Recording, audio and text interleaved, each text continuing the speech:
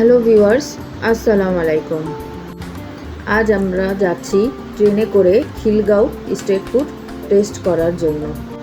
Sorry, ট্রেনে করে নয়, রিকশায় করে যাচ্ছি, বাট হঠাৎ ট্রেনে দেখা মিলল, তাই মোমেন্টটা খুব ভালো লাগলো।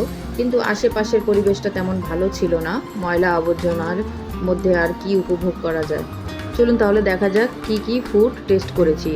চিকেন ক্রিমি পাস্তা, তারপর ছিল চকলেট কোল্ড কফি, দেন ছিল চিকেন কোন। আরও অনেক আইটেম টেস্ট করা হয়েছিল, তা ভিডিও ফুল দেখলে আপনারা বুঝতে পারবেন যে আমরা কিভাবে গিয়েছি এবং কোথায় গিয়েছি, ফুডের প্রাইস কেমন ছিল। পুরো ভিডিওটা না টেনে দেখলে আপনারা সকল ইনফরমেশন পেয়ে যাবেন। রিকশায় বসে ট্রেন উপভোগ করার মজাই অন্যরকম ছিল। আমার তো ভীষণ ভালো লাগতেছিল।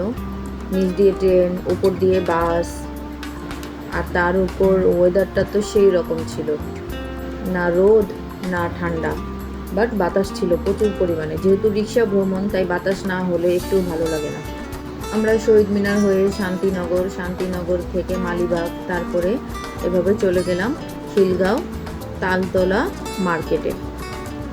খিলগাঁও তালতলা মার্কেটের ভিতরেই ছিল স্ট্রিট ফুডের সমারোহ।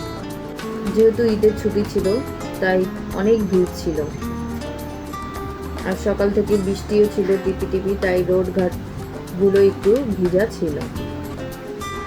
চারপাশের শপের জিনিসগুলো দেখতে দেখতে আমরা চলে আসলাম ফুড কর্নারে।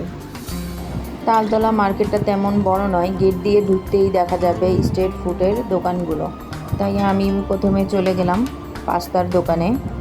এখানে পাস্তাগুলো একটা হাঁড়ির মধ্যে সার্ভ করে, তাই দেখতেও ভালো লাগে। এখানে শুধু পাস্তা নয়, পিৎজা, সাব বার্গার, আরও অনেক আইটেম আছে। দেখেন, চাউমিন, শর্মা, নাচোস, মানে সবগুলোর প্রাইস মোটামুটি রিজনেবলই আছে। 100 থেকে শুরু করে 120, 30, এর বেশি হবে না। এই সেই ক্রিমি চিকেন পাস্তা, দেখতেই খুব টেস্টি মনে হচ্ছে। যেহেতু আমরা একটু একটু করে সব ফুডই টেস্ট করব, তাই আমি শুধু একটা পাস্তা নিলাম। দেখেন কি পরিমাণের জুসি, দেখলেই মুখে জল চলে আসে।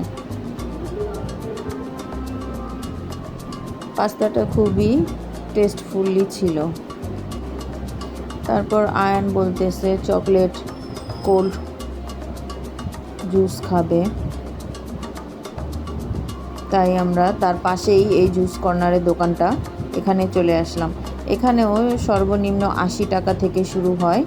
আপনি যে কোনো আইটেমের জুস নিতে পারেন, স্ট্রবেরি, চকলেট, ভ্যানিলা, বিভিন্ন ধরনের ফ্লেভারের জুস এখানে আছে।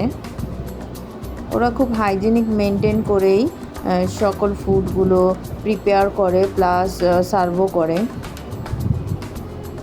আর সবগুলো ফুডই ওরা দাঁড়িয়ে থাকা অবস্থায় বানিয়ে দিয়ে দেয়। এই জিনিসটা আমার কাছে খুব ভালো লাগে।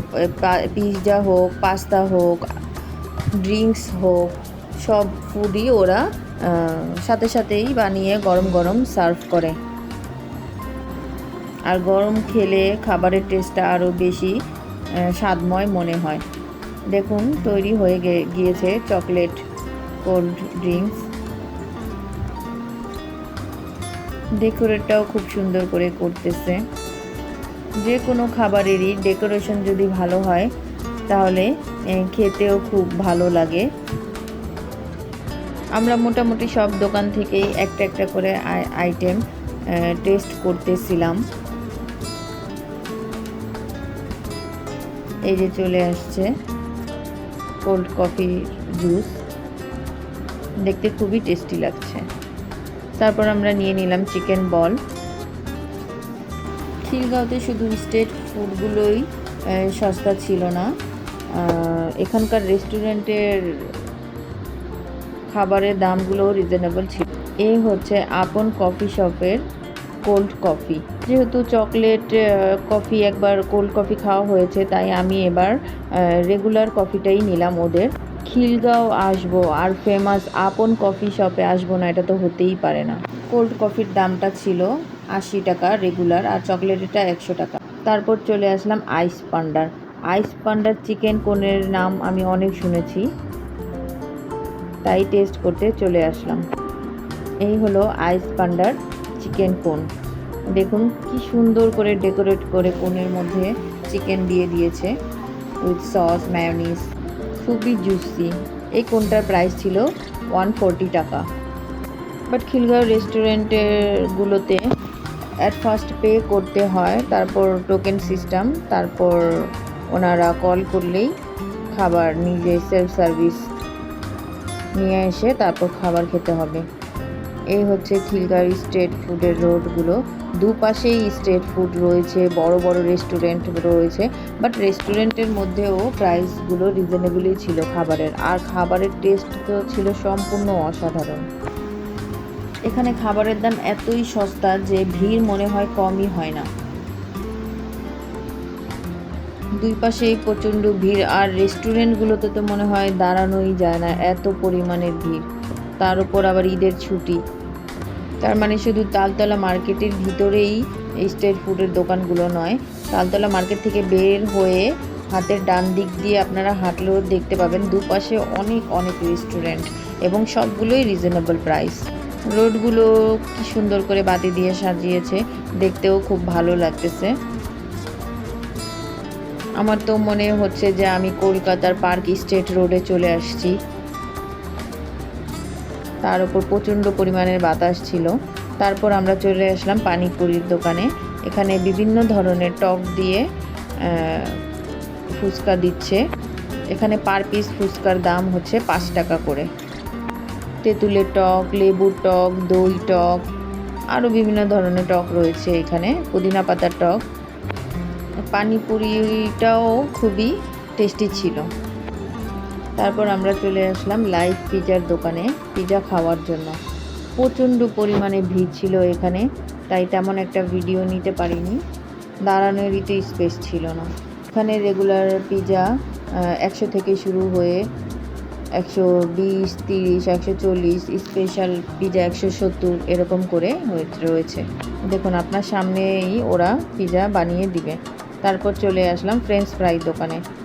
যেহেতু ফ্রেঞ্চ ফ্রাই আমরা অনেক খেয়েছি স্টিকটা, বাট এবার রাউন্ড রাউন্ড ফ্রেঞ্চ ফ্রাই দেখতে ভালোই লাগছিল, খুবই ক্রিস্পি ছিল। দেখেন কিভাবে পটেটোটা ওরা কাট করে তারপর ফ্রাই করে তার উপর সস দিয়ে এবং লবণ দিয়ে তারপরে সার্ভ করে, স্টিকের মধ্যে করে সার্ভ করে। অ্যাকচুয়ালি ডেকোরেশন দেখলেই খাবারটা খুবই টেস্টি মনে হয়, খেতেও ইচ্ছে করে। এত সুন্দর করে বা ওরা রেডি করে দিল যে দেখতেই টেস্টি টেস্টি মনে হচ্ছে এবং ভালোও লাগতেছিল, আর ক্রিস্পি হওয়াতে খুবই ভালো লাগলো। এটার প্রাইস ছিল 40 টাকা। সর্বশেষ ফিনিশিংয়ে তো আমার চা খেতেই হবে, যেহেতু আমি চা লাভার। তারপর চা অ্যান্ড চিল থেকে ওদের মালাই চাটা নিলাম 75 টাকা দিয়ে, তারপর চলে আসলাম। সবাইকে জানাচ্ছি আল্লাহ হাফেজ।